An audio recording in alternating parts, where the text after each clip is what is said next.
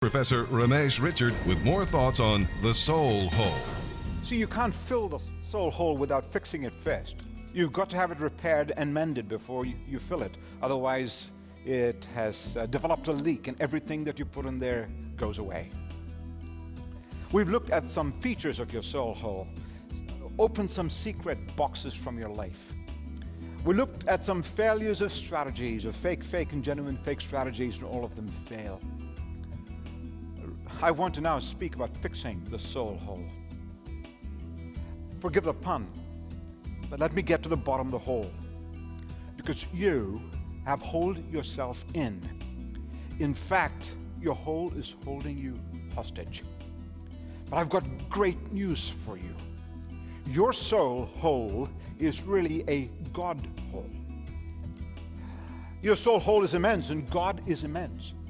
Your soul hole is infinite and God is infinite. Your soul hole is deep and God is deep. Your soul hole is personal and God is personal. Your soul hole is eternal and God is eternal. You see, when God created humanity, He created us full and perfect, but we disqualified ourselves. We didn't meet His expectations of us.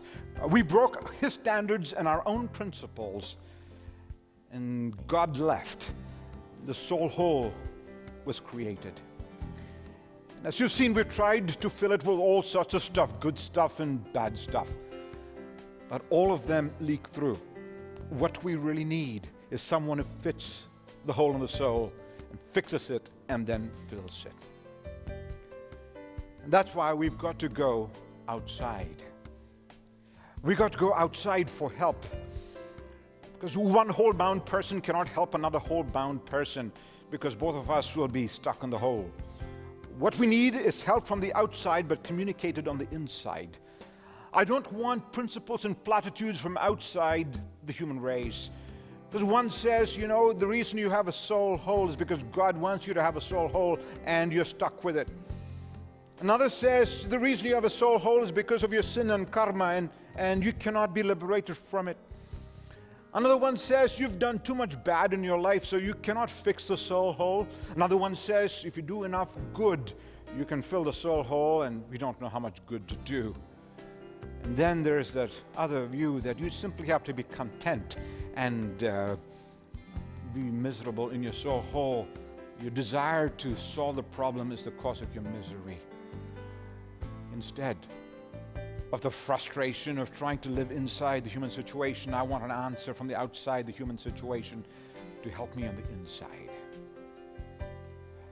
And that's where I've got grand news for you.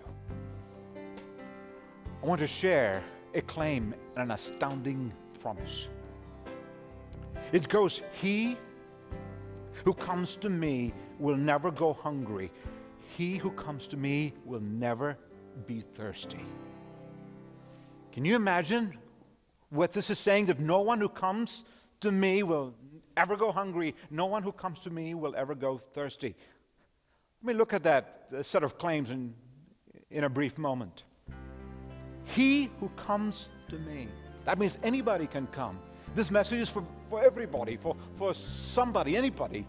Regardless of what your economic background is, in a 9-class system, upper, middle, upper, lower, middle, upper, middle, lower, lower, upper, lower, middle, lower, lower. It doesn't matter what your sociological class is, high or low caste.